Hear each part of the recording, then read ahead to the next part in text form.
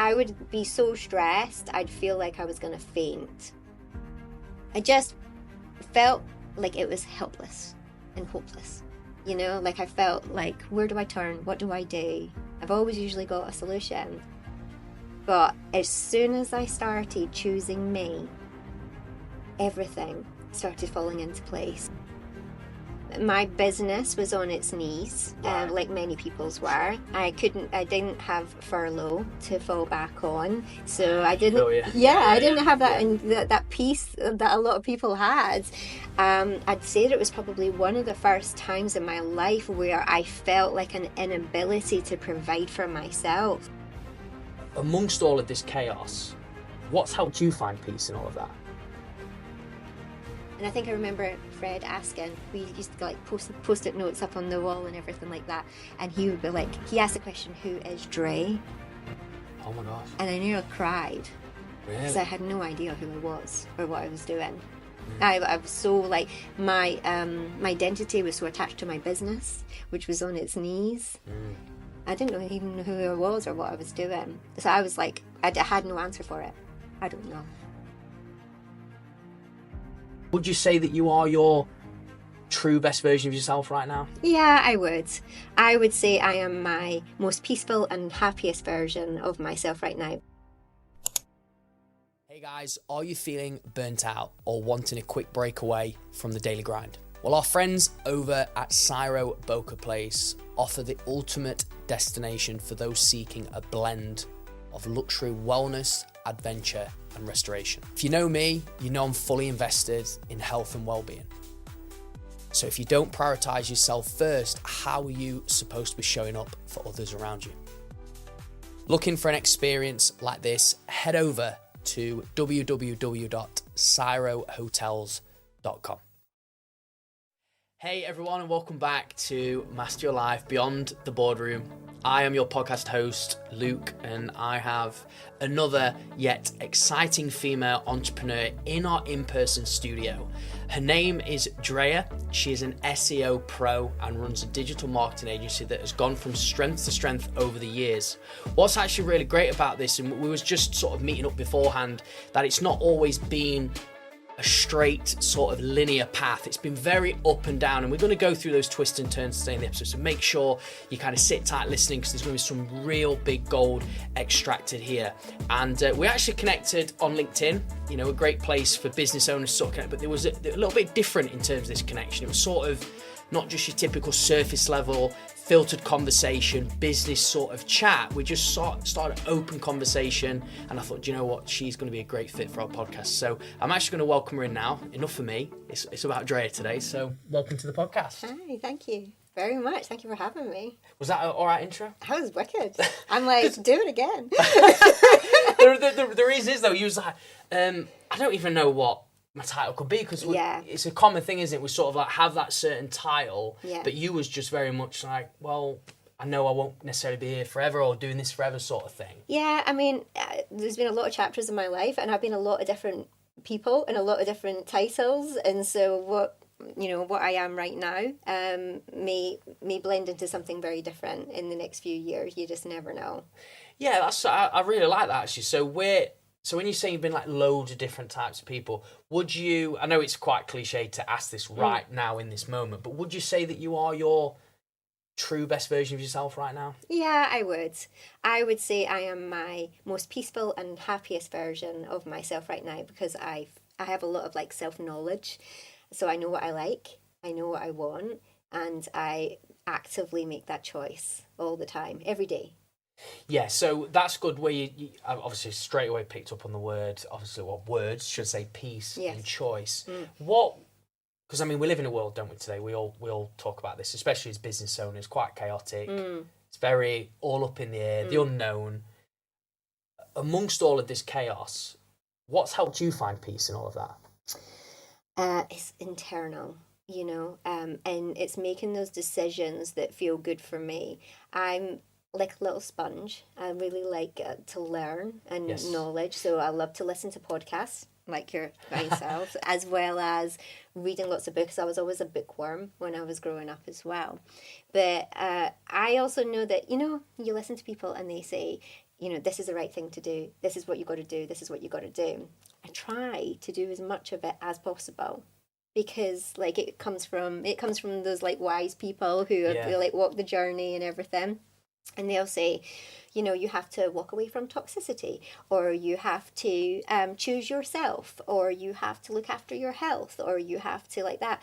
And I'm like, I'm not perfect by any stretch of the imagination, and I definitely have my guilty pleasures, but in order to choose peace, I try to choose the things that I know that are going to be good for me. And there's plenty of knowledge out there in which I can extract from, and a lot of it's free. Yeah, I think that's just even there, like the knowledge. I guess you've exposed yourself. How, if you was to put a bit of a rough time frame on this sort of peace, sort of journey that you've been on, how long would you say you've sort of been exposing yourself to like personal development books, podcasts and stuff like that now? I would say, I'd say probably the past 5 or 6 years. Oh, wow, okay, it's a good time, yeah. Yeah, I'd say so. I'd like to say it was before that, but I think I was just learning more about myself before that, or getting it shoved down my throat by my dad or something. He'll be like, you need to read this book on, like finances, and you need to do this, and investments, Andrea, you need to, which was all very, very helpful, but I wasn't, I suppose, therefore picking and choosing it for myself. Yeah. And over the past 6 years, it's been, I'm like, I need to know how to sort this. I need to know how to feel better. And so therefore, because it comes from me, then, then it's easier to digest, rather than because somebody told me that I've got to. Yeah. Not great at that. We was chatting about this. But no, I think that's a really nice piece there. So, for like people tuning into this episode, maybe they're like, literally, I love hearing this. I want a bit of peace in my life. I'm sort of, I feel like I'm in a chaos. I feel like I'm chasing my tail a bit all over the place. What would sort of be, or what was your first step in helping you find that peace that could add value? Well, do you know, we were going through quite a traumatic time. So you got COVID, obviously. Sure. Let's start there. My business was on its knees, like many people's were. Sure. I didn't have furlough to fall back on, so I didn't. I didn't have that and that peace that a lot of people had. I'd say that it was probably one of the first times in my life where I felt like an inability to provide for myself as well, because it had been taken out of my own hands, and because my business at that time was mobile, so you had to go to people's houses in order to do that. So I was like stuck, and then I was problem solver. I'm trying to come up with all these different solutions, like maybe I could start selling things online, but the things that I need to sell online come from Australia, and then there was the shipping deliveries, and the wasn't all of that stuff. And we were going through a personally traumatic time as well, me and my husband, and the only thing that I could seek to control in that time was how I was responding to it, or learning about the situation itself, And so I may have, I think we bought a book, and then we got some coaching, or certainly I think I paid for coaching for Fred, and then I got the benefits of that as well. Well, of course, it's a mutual benefit for the home life, yeah. And so it was from then, it was like learning about people, and then for learning about myself, it was very traumatic for my son as well, because he was, going through, supposed to think GCSEs during that, all those kind of crazy moments that people have had in those years. And I had to find a way to be a mum to him, to be able to help him kind of get through it. Sure. It was hard. And so it was like learning about the people around me, and then having to make the choices for myself of going, right, I can only control me in this. I can only control how I respond to this, because this is chaotic, this is frenzied, this feels awful. And so it was a process, though, don't get me wrong. Of course, it was like, it really wasn't. It wasn't an overnight thing. No. It wasn't an over the week thing. It was literally over a number of years. But as soon as I started choosing me, everything started falling into place. Really? It's so bizarre because where you feel like everybody depends on you, so you've got to show up in a certain way all the time. Yeah. You've got to be there for this person and for that person. You've got to be the all for everybody all of the time. Yeah. When I started choosing myself, naturally, the world didn't fall apart. Yeah. And those people ended up finding a better way through it rather than being dependent on me. Okay. And being like codependent or whatever. And so they started working on things themselves. They were like, well, I can't go to her. And it didn't feel very nice for them in that moment. But turn around like 5 years, I'm now getting you did the right thing. That was brilliant.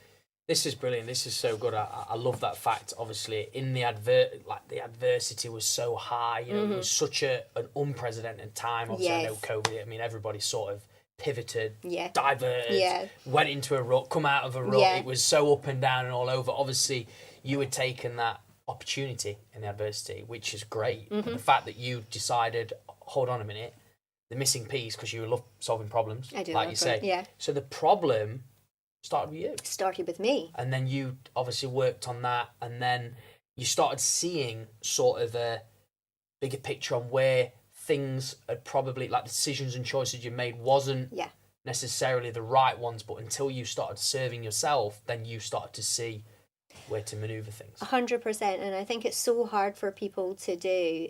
I had to be comfortable being uncomfortable. Right. That was the first step for me. Where you sit there and you are struggling and you're like worrying about people. Like I might worry about my son, or I might worry about my husband, or I might worry about my friends or my family who are like in a bad way. But all of that worry was like sitting like well within me. I was like, like I said, I'm very empathetic, massively empathetic as a person. So I feel the pain in such a hard way. But it's almost like toxic to your own body. Right. And so I needed to have a word with myself, and I needed to have a word with myself constantly. Yeah. Just like you sitting here stressing about this, not being able to go to sleep, like crying before you do go, that type of thing. How is that serving you? Yeah. How can you be the best version of yourself? How can you turn up for anybody else when you are just in this whirlpool of stress and anxiety? And so I had to have really hard conversations with myself going, do you know what, like natural as a mum or whatever, that you're like, but what if he's dead in a ditch somewhere because I haven't heard from him, like, and then you're like, come on, he's come home every day. He does come home, or like this does happen. Don't worry, It's hard though. It's I can imagine. I mean, obviously, even people sort of listening. I mean, I'm getting a bit of a feel of the story. Obviously, it's hard to always unravel exact points, but the thing that's sort of like what I'm feeling is obviously I mean, just even going back to the personal development, you soak it up like a sponge. It sounds like you soaked up everybody's energy like a sponge, which obviously weighed heavy on you. In that self, like, because that's obviously a past version of you. Yeah. Obviously, you're out the other side now. Yeah. If you was to look back at the old Drea, what was she like when them emotions were sort of getting soaked up? You were sort of, people was depending on you. Like, what was your life like, if you can remember? I think I looked at least 10 years older. Like straight there. I remember my son telling me, like, because I had been like so stressed or whatever, and I was like, you've done this to me, and he's like, it's not me, and then we look at pictures, like a few years later, and Con goes, like, my son goes, he goes, yeah, that was me. I did that to you. Man. We can both see you look like a different person. I did. I was like, so internally it was really tough. It was I would have panic attacks, but I didn't know there were panic attacks at all. I had no idea what those were. What did those feel like then? Those felt like my chest was going to explode out of there. I would get dizzy. I feel like I was going to faint. And one of the things that I needed to do was just like, I'd go and lie on the couch and almost like hug myself and then try and breathe through it, right? But I didn't know this is what a panic attack was. I just was this is awful. What is happening? And then, or sometimes I'd get Fred to just like bear hug me. Okay. Like that really helped me. And it's just like, okay, you know, like I just needed, I think I was like a little girl, like I needed protected. Sure. I needed somebody to show up for me sometimes as well. Right. But I would be so stressed, I'd feel like I was going to faint. It was that bad. It was horrible. And I know that probably even people who know me now would be like listening to this or watching this and go, you? Yeah, you felt like that. You felt like, no, that's not the Drea I know. Like, because I know that I probably come across as like cool and confident and calm now. But God, I just felt like it was helpless and hopeless.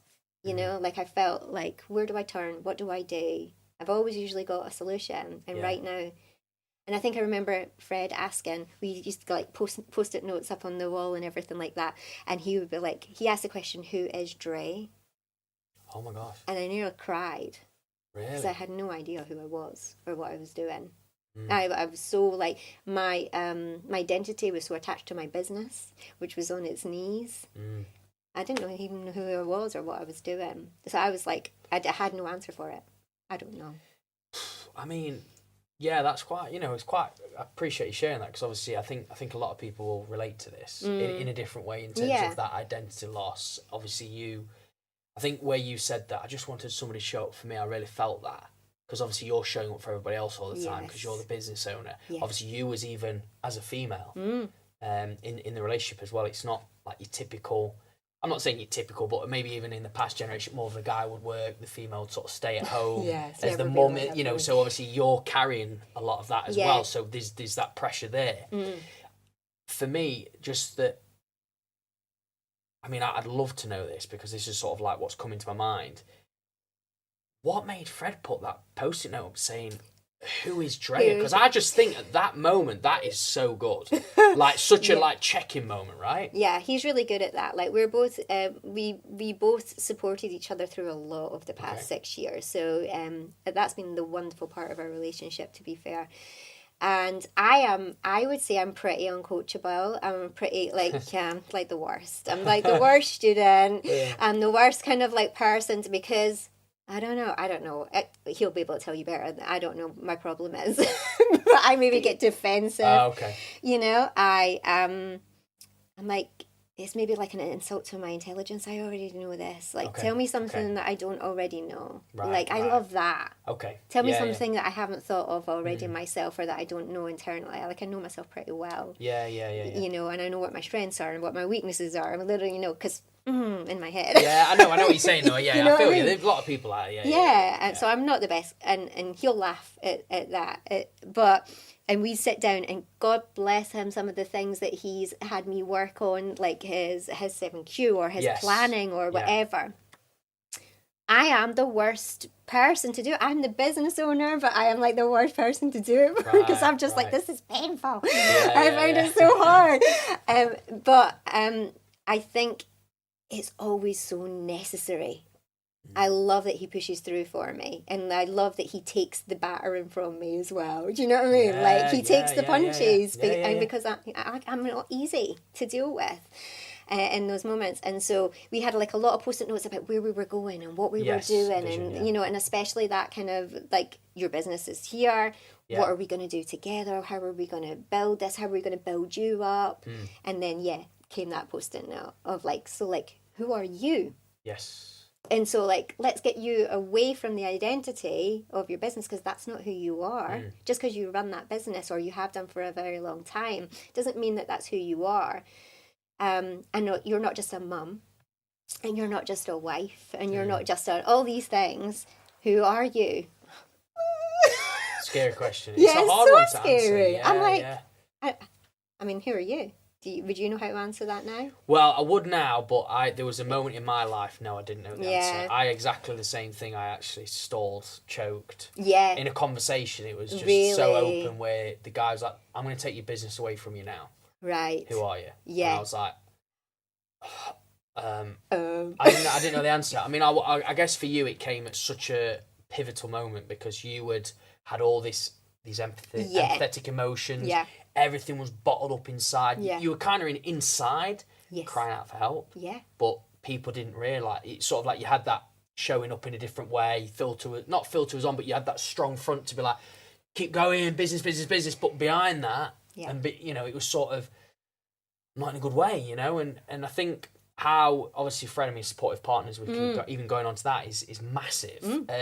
Did he ever say anything in them times when you were sort of struggling, or did he ever say, I don't want to say this in a horrible way, but did he ever say like, oh, Dre, you don't seem the same person, you're not like you used to be? For him, I'm just wondering what made him ask that question, because that is so good. Because he's a really good, he's a good little coach himself. That's why he asked the question. He knows how to kind of get in there. But I would say I'm quite, what you see is what you get, right? Yeah. And if I'm not turning up as bubbly Dre, yeah, if I'm not being like thinking the positive out of everything, or thinking I'm not like happy clappy. I'm not sitting there going you're not allowed to have pain, or you're not allowed to have struggle, because we've all got it, we've all had it. Yeah. But I do think sometimes we're just not prepared to like answer the difficult questions ourselves, So for me, he could just take one look at me and know that I'm not the same. He'll be like, you're not happy, or like, and that can be any day now as well. You can tell when Andrea's but you said you're uncoachable, but he's coached you. I know. That was so good. He's so good. Yeah. He is so good. So you are coachable. Otherwise you would not have come out. Very few people. I know what you mean. No, I am. I'm like, I shouldn't tell that story about myself, or to myself, but I know that I'm defensive. I know that about myself. Yeah, it's not a bad thing. It can be good, but I've got my reasons, I'm sure. Well, going on to that then, really, you just said, where do you feel the defensive sort of traits come from for you? But you know what I think it is? I think it's a lifetime of trying to be perfect. Okay. So you touched on there as well that I maybe come across to people like, oh, like I've got it all sorted, whatever. Yes. But there's a really heavy weight associated with that. And I do remember, like in my 30s, that weight was really, really strong because everybody had this, like, so I was the person to kind of go to for advice, and I was the person to go to for inspiration, or I was the person who was like, aesthetically on the outside, everything looks so great, Now, I'm not the type of person that's going to post online and be like, I'm great when I'm not. No. Like, I'm not fake in any way like that. But I also will not post necessarily negative things. Yes. It's in the same vein. So I won't sit there and be woe is me, or like, for me, or like, I won't do that as well, because that's my internal work as well. It's just like, come on, Andrea, like, this is not the end of the world, and you've got some hard stuff, but so have other people. Like, you can kind of get through this. But the perfectionist piece, it weighs so heavy, and so I've always I had to do a lot of work on myself to be like, okay, you don't have to be perfect, and actually being vulnerable and transparent and being honest with people. Sometimes it's uncomfortable for people to hear. Oh yeah. But in the main, people really like to hear it, even if it just makes them feel better about their own life. I'm glad I'm not going through that. Well, there is a lot of that, by the way. A lot of people are on that. But sometimes they need that. Of course. I think that's okay for people. So, you think you've got it hard, listen to this. Yeah. And then they'll be like, okay, I'll shut up now. Okay, cool. But I think that's good, though. I think just even that bit there where you shared, you wouldn't put stuff out positive for the sake of being positive, just to fill people up with stuff that's probably not how you're feeling right now. Same thing on the other side. I think that's really good, because I know, look, I mean, we've all got our internal work that we do. Obviously, we are business owners, we are human. But I think as well, it's just going on to that human level. We all do have things that I guess we're dealing with, these things that sort of people wouldn't necessarily know about our past. It's not even relevant today, but you've been through a lot of sort of hardships to become the person you are today. So just on that note, with sort of who you are as a business owner today, what have you had to sort of sacrifice and do in the background? As I know there's a lot to it, but to become the business owner you are today, because obviously you've been in business how long now? 22 years. That's something that's really amazing, like 22 years in business. Yeah, 22 years. I've had like little dips where I would maybe like work for other people, like, but you know, like back in the days. Yeah. You know, I haven't worked for anybody for, I don't know, 15, 20 years or whatever. Yeah. But, you know, but 22 years of like being independent and making my own money and being self-employed, I suppose. Yeah. And that's commendable. I mean, for a female as well, in business, doing what you do. Did you always know that being an SEO pro and digital marketing was going to be your sort of path? No.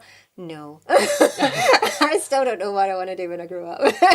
What is it? What am I doing? No, I'd say that for a long period of time, because and all the businesses that I have grown or built up or run, essentially the marketing piece, the digital marketing piece, has always like really interested me. Right. It's been the thing that if I was co-founder with other people, if I was like, it was kind of my gig. Mm-hmm. You know, like, so the digital presence, the website, the stuff, like the social media, everything. That was, you know why I loved it as well, is because I come from a background as well of sales. Right. And what I felt like it was marketing was a really good way of selling without being a hardcore salesperson. Yeah. You know, it was more convincing, and it was more like sharing a message, so you could be softer with it. So I was a very good salesperson. I know that about myself, but I didn't love it. Right. I didn't love sales, you know, but marketing, I'm like, oh yeah, this is great, because I can get to more people, I can see the things in the way that they need to hear it or they want to hear it, and I don't feel like I'm shoving it down anybody's throat. Yeah, so is that, because I think there'll be a lot of people sort of hearing, oh my God, yeah, sales, I feel pushy. You know, I've been in moments as well where you sort of want the business, but you don't be disingenuous with it. Exactly. You know? So for you then, going into marketing, where did you start on that journey, and like what have you learned most about marketing, by the way? Because marketing's a big thing. I think this is going to be really relevant to that. Yeah, everyone's like, oh, content. I need to. Any person even here today that is probably looking about setting up their own business, I know they'll already be fearing marketing. Yeah. So what's sort of been your biggest learning from all of that you think is a key insight for people to sort of take away? So basically, with marketing, I would say it's about the people, and it's about solving problems for people that they might not even know that they have. So it's basically a problem that they're unaware of. Yeah. Okay. Sometimes it's you letting, you know, like you're thinking about like a message for somebody where you're solving their problem, and that's really where it should, like, the why. It's always about the why. Why do they need this? Okay. How is it going to help them in their daily lives? And it usually has nothing to do with business. It all has to do with emotion. You know, like, it's like, I suppose, you know, we were talking earlier about like having more time. Sure. So you might have like like in a B2B space or whatever, you might have a system or a process that affords that company more time. Yes. You know, that type of thing. Or maybe it's more about their bottom line, like they're interested in how do you solve a problem that gives them more money? Or like, you know, whatever that is. But it's always based on emotions. Always, you know, like nothing that we ever do or that you ever buy really is based on logic. Well, I know that's absolutely. I couldn't agree more with that, and I think as well. Would you say then, if somebody were to go down the more logistical sort of maybe marketing route and stuff like that, do you find that they struggle with consistency and like conveying the right message, I guess, authentically? Or yeah, I think so. I think everybody feels like they should turn up, and even though they know they want to be different, and they know that they feel that they are different and they stand out in a different way, they end up conforming to like normal practice. Okay. So it's boring. Yeah. You scroll past it. Yeah. It doesn't hit the right nerves. It's not like doesn't hit the right message, but we feel like we should. Yeah. That's what we should be doing. Right. But we live in a world now, especially like when you've got TikTok and, you know, all the social platforms, everything, video and everything, where the people who have the most success are turning up regularly, as you say. I'm like a bit of a consistency queen. Like that's been like my main thing. See, yeah, brilliant. You know, yeah. like if I say I'm going to do something, I'm going to do it. And if I'm and you turning up is like the gold dust. Like it's amazing. You know, like turning up, it's just that nudge, that reminder, whatever. But I think, you know, for those people, you need to turn up, and you just need to get the messaging right, authentic. Yeah, so authentic. Turn up and be yourself. Yeah. And if you don't want to be yourself on camera, get somebody else to do it. Yeah. I would say it's so, that's what I'm saying. I think that's the hardest piece, isn't it? Yeah. Even the showing up and like the marketing, obviously you get these marketing gurus, marketing experts, but I think just how you've simply laid that out, I think for somebody, you know, wanting to start and put the messaging out there and it just be so, I don't know, like simplify it, what the problems and stuff. I think it's just we can fall, like say the conditioning, you can fall into that. And I think that's probably one of the biggest things that we've definitely learned as well is simplification, right? Is everybody wants to try and complicate things, and even if it's been working for a certain period of time, you think, I need to go in the next level now, and I need to think outside the box, and I need to be totally different. But the reality is, if it's not broken, don't fix it. You know, like keep doing the basic stuff. Keep like the showing up or and talk about the really simple things all the time. Yeah. You know, like Fred and I, like we've mentioned before, like Fred's come from like F1, hydrogen fuel cells, tech, IoT, everything like that, right? If he got on a video like he did back in the day and he'd be talking about this stuff, he'd just get no interaction at all. People are like, what? Right, okay. No. And I'd go on, and I'm honestly like the most basic person. I'm just like, now look at this glass of water. And then they're like that. And then if you drink it, it goes down. And people are like, You're like... Mad. It's mad, isn't it? Like Fred be hating on me for it. He's like, how is it your stuff gets so much? I'm just like, because we don't have time to try and work things out or overthink things. People just want that simple message. Don't fart around with like, I'm a this and a that and I'm going to try to work you out. Yeah. I don't need to try and work you out what you're selling. Tell me what you're selling. Where do you think that comes from then? Why do you feel so many people sort of beat around the bush? I think it's like learned. I think it's very corporate, if I'm honest. I think if you remember, like back in the day before we've had all the social media, before you had, you know, like all the working from home and like the creativity these days, podcasts like this. When you've got, you know, people are doing such mad and different things now.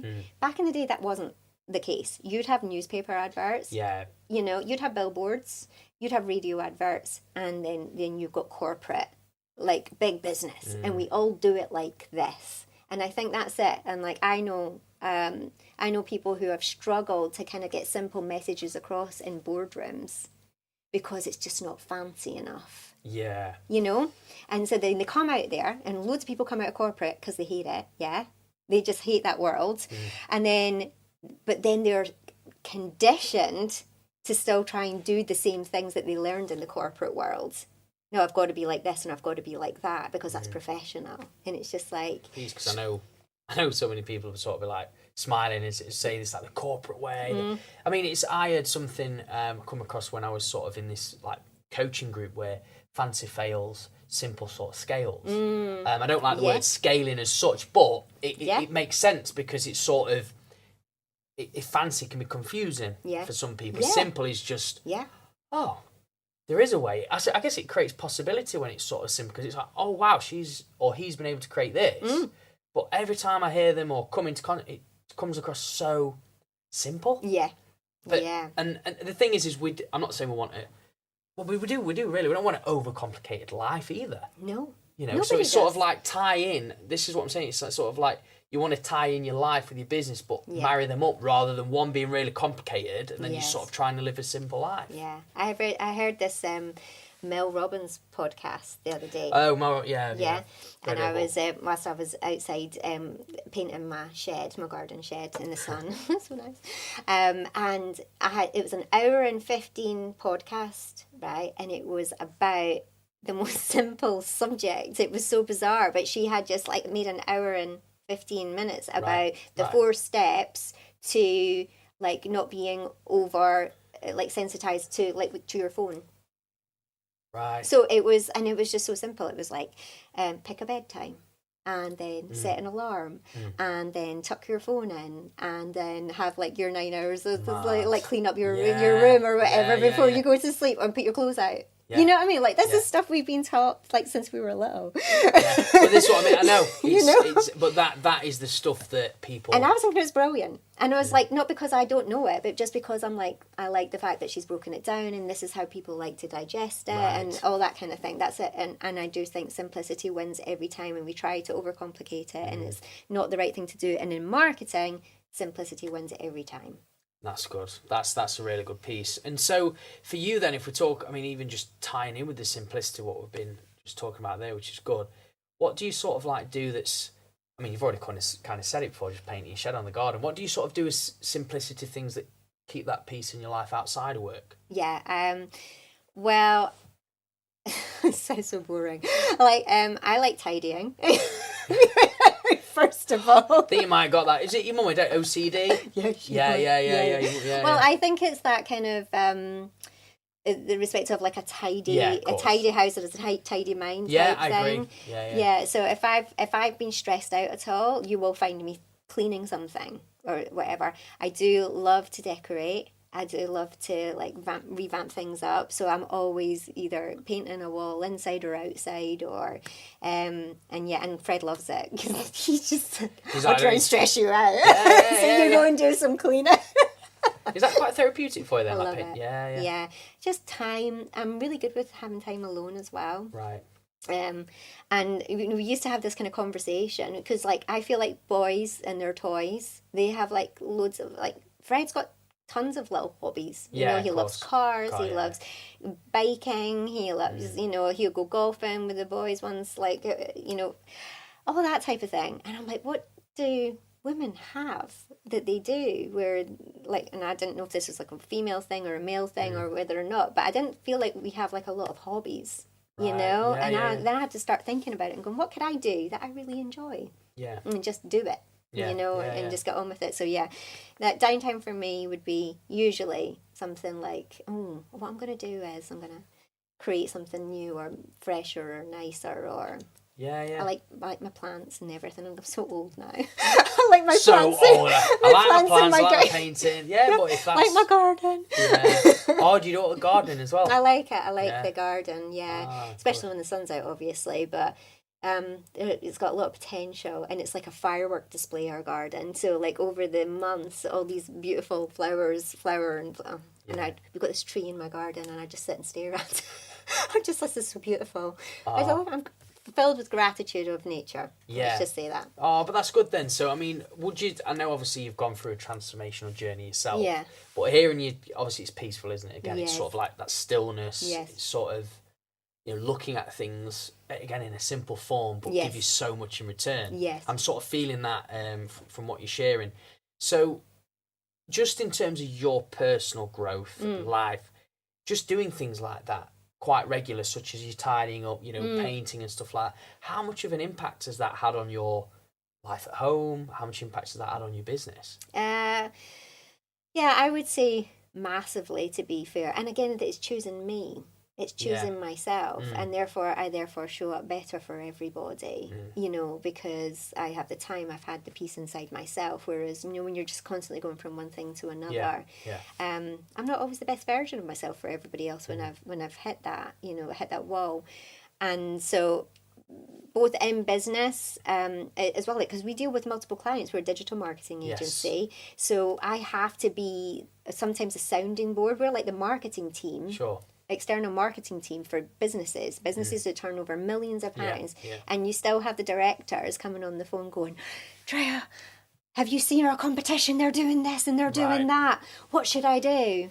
And it allows me, like, because I come like from like really like huge with pragmatism, I can come back at it and go, right, okay, so you're going to stay in your lane and you're going to focus on you, because you already don't like that they're saying that about you or that they're doing this, against you. You're going to concentrate on you and your business. and this is how that's going to look. And then they'll always be so appreciative afterwards, going, God, you know, like that's so, like if I'm stuck, I'll call Dre, because because I'm going to look at it from both an outside perspective, because I've got both sides. I've got the running a business and, you know, the other side of it as well. So I understand them as well. But I think that's really good then. What I'm feeling from this is, you know, you're very much into your own inner, like you say, serving yourself, but that's coming through the understanding part when you're talking to a client. So this is good then. So in terms of business, obviously you're working with, I know you're working with like big businesses that turn over obviously at large amounts. They're obviously, I won't say they're reliant on you or dependent on you, but they're obviously outsourcing to you to help them sort of grow or maybe see things that they didn't see or wouldn't 100%. ever see. So for you then, like if you was to sort of say to somebody that maybe is looking to partner with businesses, how important is self-care to then be able to deliver the impactful work in what somebody would do, like what you do day to day? How important is that? It is the most important thing, because you cannot make good decisions for you and your business or for you partnering with anybody when you are not in a great space mentally yourself. So it is the most important thing to be able to take a step back. You know, like you should, what do they say? You should never make a decision when you're hungry or whatever. Or you should never go shopping when you're hungry. Yeah. Because you're just like, Well, you do, don't you? You grab and go. Sort of. And like, say if you're in a panic stations or like, you know, the money's not coming in or like how you thought it was going to do, the sales are not going to come in. Like you can start to make decisions that don't necessarily serve you well. And so I do like to think about it like this. Like if I was in a different, say, financial situation right now, or if I was in the opposite situation right now, would I still make that same decision? That's how I always think about it. So if I'm good frame, anything that I'm thinking about taking on to the business or into the business or partnering with people or working with people, if I had all the money in the world right now and if I was like super successful, would I partner with them? Sometimes the answer is no.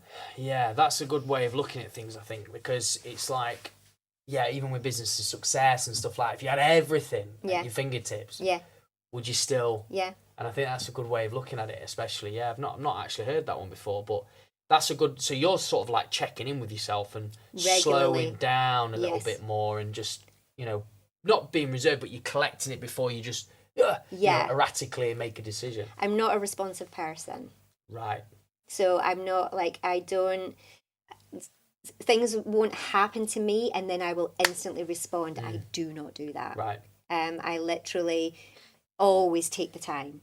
And then I will always encourage other people to take the time as well. Just like stop. Just because you've had this message through doesn't mean you have to respond to it right now. Yeah. You know, like people are like, oh no, I need to say this back, or I need to like to make this decision now. Why do you need to make that decision right now? Why? And it's like, I don't know, because I feel like I should. You know, like that's generally what people will think. It's the same thing with messages, email. I've got to email right now. I've got to message this person back right now, otherwise I'm going to lose them. Or whatever. Yeah, and I've been there. Like, you know, I remember one time sitting in the kitchen and I was frantically responding to, it was a B2C business. And in the B2C world, like if you don't get back to people, like now they go somewhere else.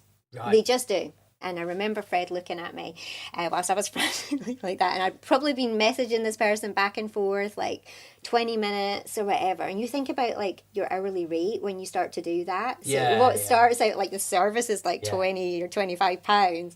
But with all the prep that you've done before and all the stuff that you've done after, like that hour, you've just, what have you made, Andrea? £5 an hour? Well done. Like, you know. And he sat there and he just looked at me and he was like, Andrea, you don't need to do that, you know, you don't need to be responding right now. Like, have your lunch. Andrea, like chill out, Andrea. Like, and I just looked at him and I was like, you don't understand. You don't get it. And I think that he might agree, like now going down the line, he'll be like, I can see why you did that. Now, your defence was coming up again. My defence was coming up. You don't get it. And the funny thing is, in some ways, we've swapped roles now. So, like, later on now, down the line, he'll be like, I get it now, of why you were doing that. But now I'm like, no, but I didn't need to be worrying like I was, and I didn't need to be stressed how I was. Maybe I should have just put some like tools in there that would give automatic messages, or that just showed some kind of boundary of time or whatever, of like, you know, like personal boundaries. Yeah. Well, where would you say that you learned all this from, though, in terms of like this way that you deal with things now? What of not being responsive? Just everything, yeah. Because I think there's a lot of, definitely from my side, I can relate to the erraticness and sort of like responding straight away. Got to get back to him like within minutes. Yeah, you know? yeah. Because you look so good as well. Yeah, they love it. Yeah, and like, love how sharp you are. Wow, we got, you know, she got back to me so quick. Your ego is so like so where did you sort of learn that, like that space, I guess, or that calm, collective? It's just been over time, really, and it's been, like I say, in the past like 5 or 6 years, you know, like making small incremental changes to my life or to my lifestyle. So not going all in at the same time, but definitely making small little changes. Going, okay, I'm not going to respond to that just now, or I'm not going to respond to that email. What I'm going to be doing is I'm going to wait a couple of hours, and in fact, actually, I can even wait to tomorrow, or like, you know, like now in B2B space, I can, okay, I've got that at 6 o'clock on a Friday. I'm not going to respond to that until Monday now, because, you know, so it's just like little bits and pieces. You have to take yourself on a journey. Like, don't go cold chicken. Like, was it cold turkey? Cold turkey, cold chicken. I've not heard that one. That's me. Yeah, that's yours, cold chicken. That's my new saying, cold chicken. I'll come up with some crap, I tell you. If I sent a message after this in 3 days, like, you've gone cold chicken. I've gone cold chicken on you. And you'll love it, and you'll say it, and you'll enjoy it. That's what Fred does. All my stupidity comes out, and now it gets played back at me. But you said, do you know what? You said one word there that was brilliant. You said one word there that I think is a big word for a lot of people starting out in business, more so starting out in business than, well, even if you are a business owner, we'll always abuse them from time to time, is personal boundaries. Yes. So for you, what boundaries have you got in place at the moment that really serve you, would you say? Everything that I possibly can do, right. But with the ability to, and I think that's the thing, is because I've been the opposite, right, and it killed me, like it can kill you, and now I'm like, now I've got all the personal boundaries, and so like I'll only work from X time to X time, and I enjoy bank holidays and actual holidays, and I don't have to sit there, all of that kind of stuff. And then on my own emotional piece, like not trying to get too involved in other people's dramas, because I was a bit of a magnet for drama back in the day and everything. So the fact that I've learned that the world hasn't stopped, and that I'm still, and in fact more successful than I've ever been now, shows to me, like I have proven to myself that it's fine to do that. You know, like you have to test these things, and my world is all about testing. Yeah, so you obviously, we was talking about this earlier, you've tested things, you've sort of had failures, you've learned from failures. What sort of, if you look at like a bad habit in sort of your life and business that you'd go, that's what I used to do a lot of, didn't really realise it at the time, but it sort of destroyed a lot of, I'm not saying happiness, but maybe things in life, opportunity, maybe you were sort of ignoring it, I don't know. What was it, what would you say has been a habit? Yeah, a bad habit, or just a single bad habit that you look back on and go, like for me, I could easily say, sat with my daughter, and I'm doing work stuff, you know, from time to time, and still working on it, you know, I'm loads better, but stuff like that. Yeah, I would say that was like, that's probably quite a big one. I remember my son used to like walk in, and because I used to like, I'd have like 4 businesses at the same time, you know, so I was always on the go doing things, whatever, and I was always fully present, you know, for Con. Like he got so much attention, like don't get me wrong, but he would come in and he would be like, what you doing? And he mimics me, and he mimicked me then, and he mimics me now, be like, working. And he says it in my Scottish accent as well. I'm working. And so I would say that not being present all the time was probably quite a bad habit. And then I'd say that probably, I think it was about 2018, 19, what I tried to do, was so like if I go about and I'll take pictures, so I've got like a ton of pictures and videos, you know, constantly. I'm like it's like a life documentary, like wherever I go and whatever I do. Brilliant. But I'll try to do it and then put the phone down and then enjoy I the get what you're thing saying. that I'm doing at that point. So if you know, you go to lunch or whatever, and you might like capture the moment, and then you put it. And I think that was one of the things that I told my friend back in the day was just like, because she was like straight on for posting it out there, and that takes time, doesn't it? You're like, you've taken the picture, now you're posting it, and you're coming up with the caption, and you're going to say this, and you're going to say that, and I'm Marketing like, no, and I'm like, no, do it later, because it doesn't need to be done now. You know, so take the picture, capture it, and then just enjoy the moment. And so I'd say that was one of the things, and the other thing was just that always being on, always being switched on was a really bad habit of mine. And I would also say that some of the reason that I was always switched on was because I wasn't really necessarily enjoying my private life very much. So I would be to replace her, into it. For a lot of people, I think a lot of people can say, "I get that." I would be like, you'd have to sit and talk to the person you didn't want to talk to, or you would have to look at your problems. You would have to. What you'd be doing if you're not doing that? So you'd rather, it was like running away instead of facing them. I didn't really realize that until probably in the past couple of years or something like that, talking to Fred about it. And he okay, so there's good bits there. Obviously, you weren't happy at that time. You were running multiple businesses. Your time was completely filled up by everything. Obviously, you were still present for your son and stuff like that. 100%. But there were bad habits creeping in. But it's all relating to the peace part. You know, you're protecting your peace. You sort of found that. So just going back, you know, your journey through business. At what age was you an actual official business owner? What was your first business? I would say that I was into everything. You know, like I was one of those people who would be like, okay, I found a different way to help or to serve people, and then I could get some cash for it. I was probably about like 21-ish. Wow. To be fair, I started working at about 14, though, like door-to-door sales. Was it? Yeah. So what was you doing then? Vanden Wagenbox, which was bacon and sausage. What? Door-to-door sales. Oh, wow. So that was quite, got me into the world of sales quite fast, and door closing or whatever. But I was a nice little girl, so people were like, oh, all right, on you go then.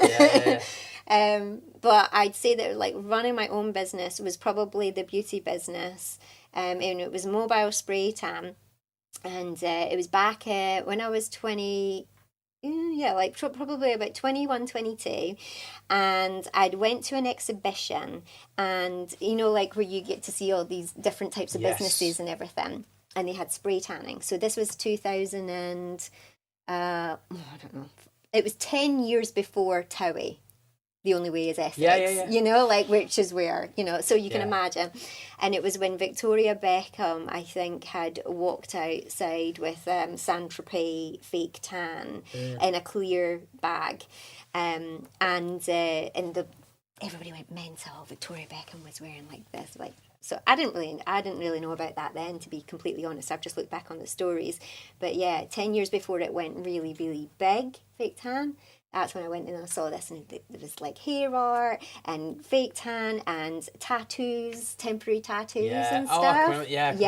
So I used to do like the temporary tattoos as well on like kids at kids' parties. So like they were like oh, can I do a bumblebee? Can I get a car here? And like some naughty little boys would be like, do it on my butt, all that kind of stuff.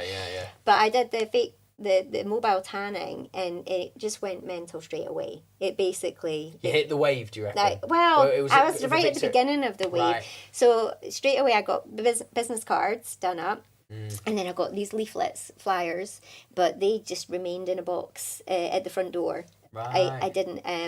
I think that I got in with influencers in the area. I think that's probably what happened. Okay. So there was people who had... like Basque shops and things like that. Okay, and it was the land of fake tan. It was Essex. I was going to say, where yeah, was you I was in located Essex. at the time? Oh, well, so there you go. There you go. Perfect. So I was just like right there. It was like wonderful gay men and like women who were just like constantly, you know, getting glammed up every weekend and stuff. So I did that, and everybody kept saying, you know, you should do this as a business. You should do this as a business. And like they told me that for years. And then and eventually, I had to, I suppose, just believe in myself and go, okay, I'm gonna do this as a business. You know, I'm gonna try it. And then I started multiple businesses up in order to grow the network as well. So I had I co-founded a female focused network. So well, we like had a community group. it was like hundreds of women in business or going into business. And so that was my ideal demographic as well, if you can imagine. Yeah, of course. And I was kind of like the front end of the business as well. So I would, even all the things that I hated doing myself, like getting on video or getting on camera or whatever, I would be like, right, girls, this is what we've got to do. Right, ladies, this is is marketing, this is SEO, this is this. And so I was both learning about it for myself, sharing the knowledge immediately, growing the network with my co-founder, and then and feeding it into this business as well. Okay. So that was just like a couple of things that I was doing to try and kind of like. So you had like the tanning going on, obviously that became a business, and then you sort of then built this like female focused network. Focused entrepreneur. So that was two. Yeah. And then where did that? So you were So what was the co-founding of that group? Yeah. Oh, Me right. and Claire co-founded How did you come across that contact for that to be created? I'm just wondering. Was it a client? Was it somebody you met in Essex that was like, hey, Dre, let's set up this? Oh right, no. So by that time, I'd moved to Nottingham as well. Oh, right. So when I did when we moved to Nottingham, she was just down the road, and I was also a childminder as well. So I used to look after about 12 kids or whatever. Oh, wow. Like at the same time. That's good going, that. Yeah. Yeah. Yeah, I mean, kids are easy, actually. It's the parents that are difficult. Yeah, I can imagine. You can. Yeah, I speak to Abby about this. She used to be like a nursery manager, so Yeah. So I love doing that. I love the happiness and everything like that from the kids. That was fantastic. But so the co-founder was down the road. She was also a childminder, and we were like, we wanted to grow a network, and we wanted to start. And we looked at a business that was in Australia of a network, like a female focused network. Yes. Again, before any of this was popular. There's tons of them now. Yeah. But before any of it was popular, and we were like, yeah, we're going to do that. And my partner at the time said, no, you're not. Very different relationship. Sure. Yeah, of course. Massively different relationship. X for a reason. And he was like, you're going to have to say that you're not going to do it. And I was like, no. I've always pushed forward regardless. Right. And in spite of, so never like always like not with the support, but now I have the support. I think that makes it even better. That makes it. I mean, it makes it so much easier, to be honest with you. Then we grew that. We kind of franchised that out a little bit. At the same time, I'd already franchised the tanning business. So I had, by that time, a bit later on, 15 females across the UK who were doing the tanning as well. And so is that the franchise? The tanner. Wow, so. Wow. So we kind of franchised the networking group a little bit, and we dabbled with that. We did wedding fairs as well. I arranged wedding fairs and stuff. Oh, it's a good place for that. Yeah, it's a great place for it. Yeah. And then as well, I bought into a fitness studio as well in Mapperley. It was a female-focused female fitness studio in Mapperley, with another co-founder. Yes. And so I was running both those businesses at the same time. Wow. So you had it was talk about all over. Where did you find time for yourself and all that? No, I didn't. No. There was no time for myself. Yeah, literally. Yeah. Sort of just like work. Yeah. And it was quite nice though. That, there was a lot of synergies. As you can well imagine, there was a lot of female focused of this and that, and it could blend in. But I was learning. I think I was learning far too much all at the same Take time on, there. Yeah. Yeah, but obviously, you took on a lot. You sort of realised that, you didn't have much outside of work. But then you realised that you was doing all this work 'cause you wasn't necessarily happy at home. So when was that moment when things started to change, and what sort of... You could change or crumble. You could you could say. I invested a lot of money into the fitness studio, and I was also continuing to invest money into it. It was something that was not working fundamentally, and we changed it into a dance studio and everything, but we just ran out of time. Essentially, ran out of money, ran out of time to make it work, and then we were like, So it all kind of happened at the same time. 2018, I think it was about 10th of January. I broke up with my ex. I moved into West Bridgeford, and I took a step back from everything except the tanning business. So I had to speak to co-founders and everything like that, and I remember my co-founder from the network, she sat in front of me and she was like, where are you? Like, are you coming back? What's happening? Because I had been so, dealing with everything. Yeah, of course. You just kind of took a breather. So you had to. I couldn't, and she's like, you are not present. And I'm like, yeah, I'm sorry. I'm out. Like, I just can't, And again, she might have like a different idea of what that conversation sounded like. But in that moment, that's what it sounded like for me. Yeah, you were just like, I've got to check out. I've got to look after my son. I've got to, get him through this as well. And so it was a really tough time. So then the gym, we liquidated that. I walked away from that, and then it was like, okay, I've got to make this tanning business work. And like I said, I had some good stuff to go on because I've been working really hard on it. So I had the franchise, but the model wasn't working. Right. It was too hard. I was basically hand-holding 15 franchisees, and it was really tough. So I couldn't scale my own business. I couldn't scale it because I was too busy looking after all of these people down here. Okay. So I changed it up, and I changed the business model up to like an Uber. You went mobile. What I did was, it was like more like subcontracting work out, but not having. They didn't have to, like an Uber drivers do, that type of thing. Yeah. So I changed it. I changed it like that, and that was a really good thing to do. Yeah. So did you come up with that yourself? Did you sort of? Yeah. Wow. Yeah. Everything that I'd ever done, I'd been from the ground up. And like I said to you before, I probably should have read some stuff, or I probably should have looked around. Well, you started to learn the hard way, but you still learned the hard way. A lot. So what have you learned the most about being in business for 20 years now? What would you say has been the biggest sort of, that's a standout moment that I'll take with me moving forward? I think it's about the fact of how your skill set can move from one thing to the other, and your money, the money that you have kind of coming in, if you just play with bigger numbers, that you can ultimately get further faster. Right. So you say playing a bit of a bigger game. Yeah. Right. Yeah, essentially. So say, for example, in child minding, you can imagine the money was not very good, and then when I went to tanning, it was like, could be £20-25 an hour. Right. And then if you did parties of people, you could be getting £100 an hour because you have multiple people in there or whatever, and then products and things like that. And then I'm going, right, so I'm using all these skill sets and stuff, and so then I moved to digital marketing, and then I'm taking the same skill sets that I've got and I'm moving it to an industry or a place and utilising it where I'm now charging thousands of pounds a month. You know what I mean? Or hundreds of pounds an hour. You know what I mean? So you don't have to be stuck where you are.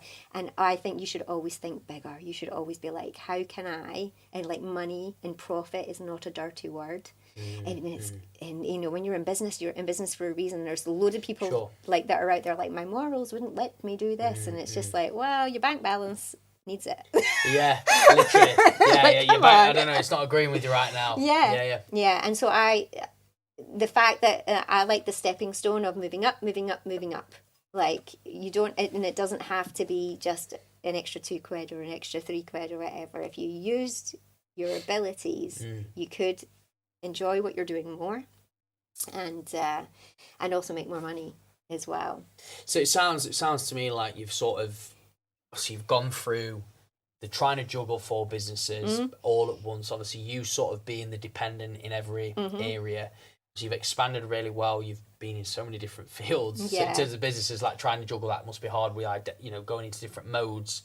You've exited, you've liquidated. Yeah. Obviously, you've upset people. But now what I'm hearing more of is that obviously you're definitely working smarter with your time, as well as the leverage when it comes to the ROI, which I think is really important.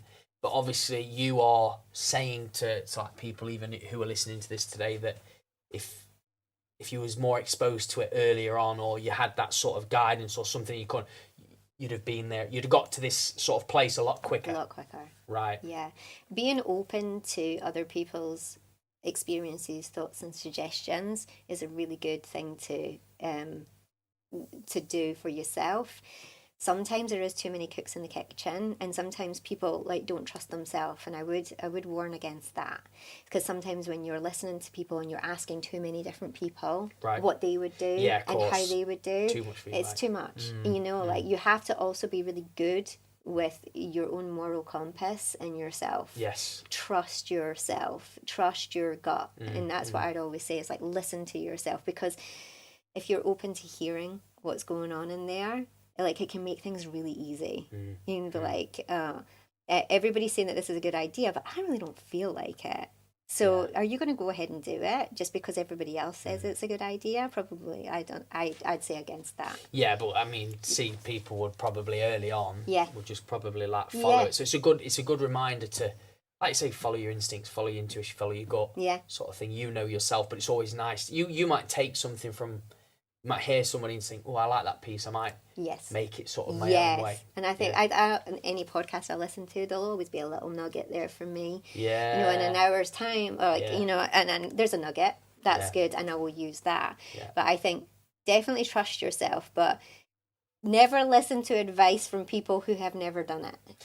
That's or never been there. Yeah, literally. Yeah, that's because usually it's their fears that they are mirroring onto you. You know what I mean? Like, oh shit, oh god, I don't know how you would do that. Oh, you can't. But what if that goes wrong? But what if this? And like, if they've never done it and they've never been there, like, they can't really give you great advice. You get a feeling from them if they've sort of done it. Like how.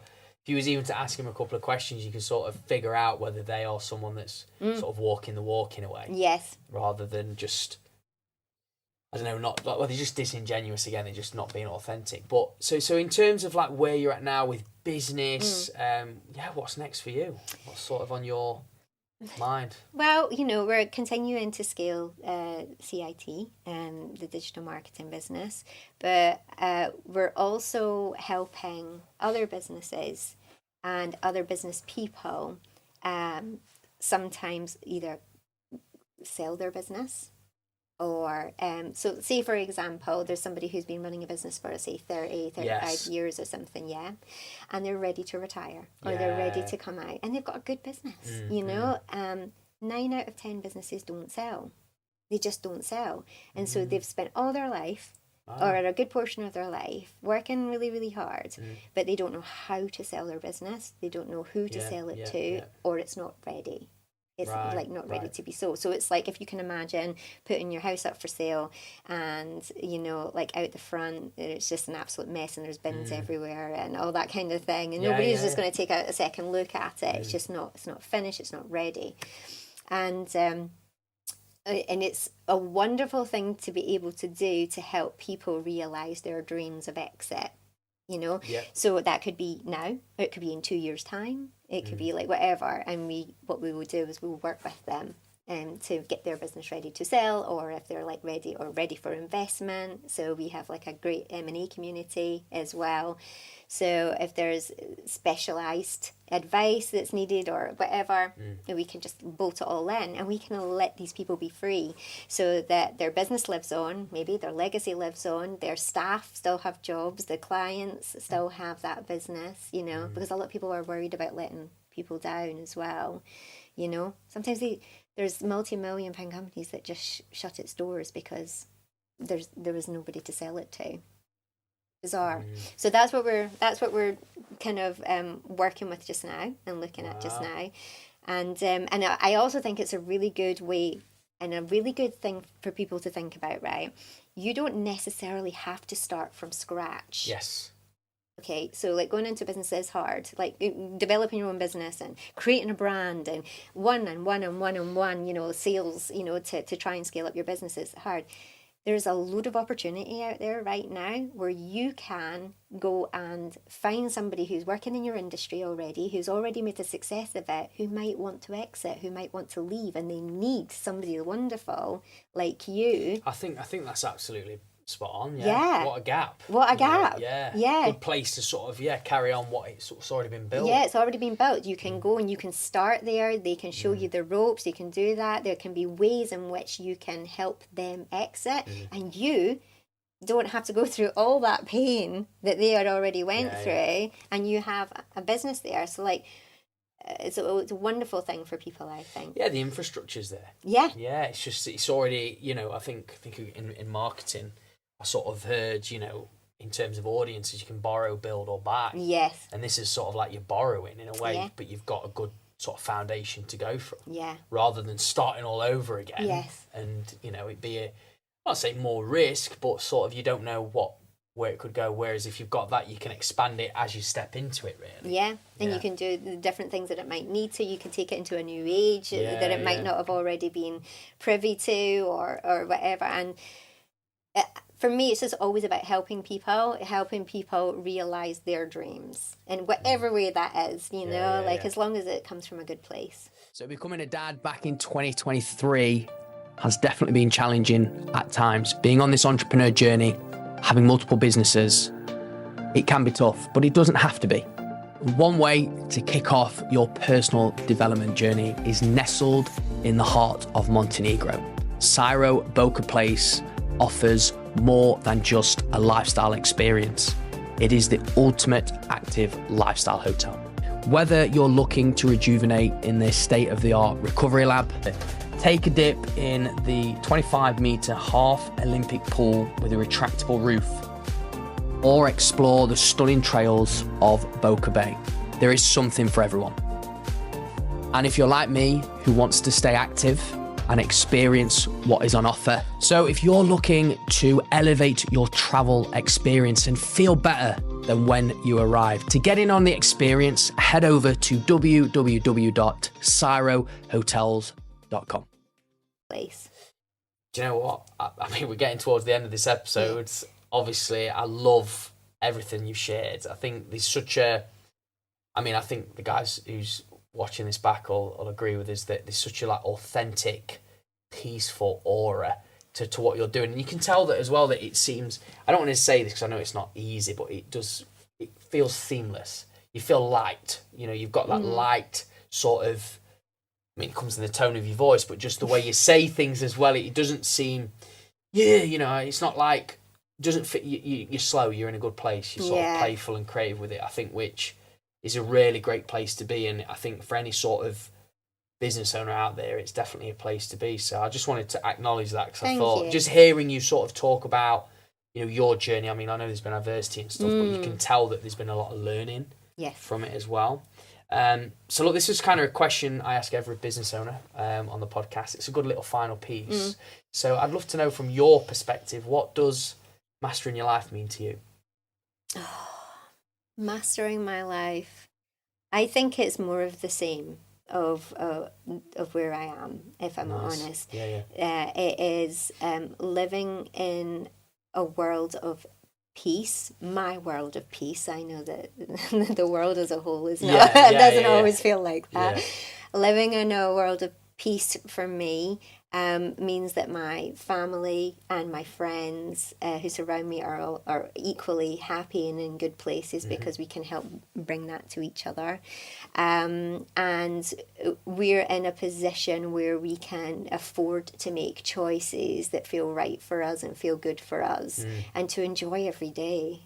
You know, like to enjoy every day as much as you possibly can, regardless of like the scenarios and the situations that arise, and just live in a world of gratitude, where you're grateful for what you've really got now. So that's what mastering my life is, just more of like the same. I'm good. Yeah. No, this is good. So what this? No, honestly, really, you can tell that sort of you're in a good place. Obviously, you know, not every day's shining bright. You know, let me tell you, it's not at all. People are like, oh my god, she's got it sorted. She hasn't at all. But you're in a good place, but that's come from all the stuff that you've been through to where you are. So, and I know I don't know whether you see this sort of online, but I see it, and I guess I even sort of called an era that I was in, I'm sort of like in this fit dad era. Yeah. What era would you say you're in?